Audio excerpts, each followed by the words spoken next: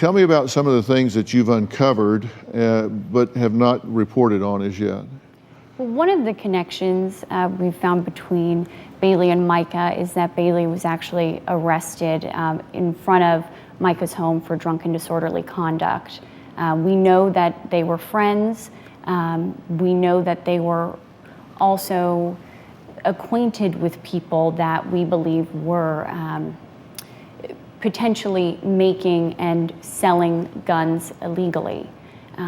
We also have heard claims that Bailey was pregnant at the time she went missing.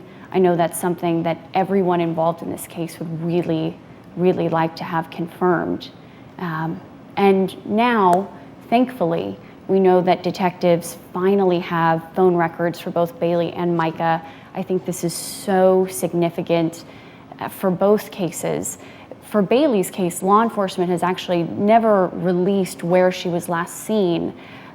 While I can't speak for the detectives, Jane and I believe that that's quite possibly because they don't believe the story that they were given. So our hope is that the phone records are finally, they're either going to confirm suspicions that people aren't telling the truth, or they'll confirm that people are being truthful.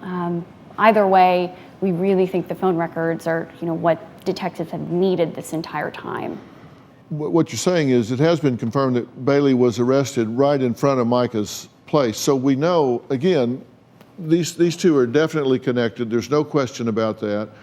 These phone records can definitely show who they've been talking to right up to the end. And Ryan, this may, again, tighten this circle about who might be getting called, who might know something.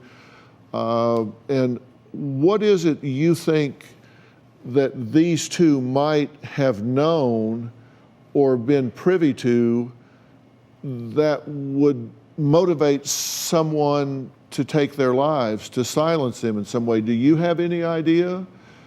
Do you have, Olivia, have you uncovered anything that suggests what they would know that would be so devastating that they would need to be silenced in this way?